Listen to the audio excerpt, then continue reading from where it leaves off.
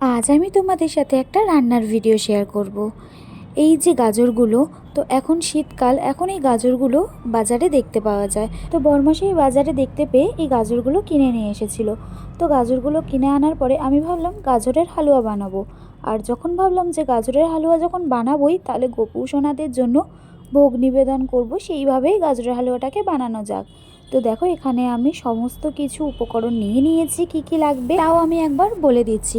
গাজর নিয়েছি, ঘি নিয়েছি, দুধ রয়েছে, কাজু রয়েছে, চিনি রয়েছে, আর রয়েছে খোয়া ক্ষীর। আর আমার যেহেতু গোপু সোনাদের বাসনপত্র আলাদার, মানে ঠাকুরের বাসনপত্র, আর তাই আমি সেখানেই রান্না করছি। ননস্টিকের প্যানের মধ্যে ঘি গরম করে নিয়ে সেখানে আমি গ্রেট করা গাজরটাকে দিয়ে ভালো করে ভেজে নিয়েছি। তো কিছুক্ষণ ভাজার পরে আমি চিনি দিয়েছি, চিনি দিয়ে আবারও ভেজেছি। তারপর দেখো, বেশ কিছুক্ষণ ভাজার পরে আমি দুধ দিয়ে দিয়েছি। দুধ বেশি পরিমাণে দিইনি, যতটা লাগবে ততটাই দিয়েছি। তো কিছুক্ষণ পরে এটা ফুটে উঠেছে, তাই আমি এখানে খোয়া ক্ষীরটাকে গ্রেট করে দিয়ে দিলাম। এবার আমি ভেঙে রাখা কাজুগুলোকে দিয়ে দেবো। কাজুটা আমার আগে দেওয়াই দরকার ছিল, কিন্তু আমি ভুলে গেছিলাম।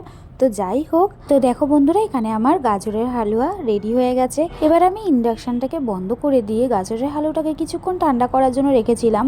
তারপরে আমি বাটিতে বেড়ে বেড়ে গোপু সোনাদেরকে এবং বাকি দেবদেবীদেরকে ভোগ নিবেদনও করে দিয়েছি।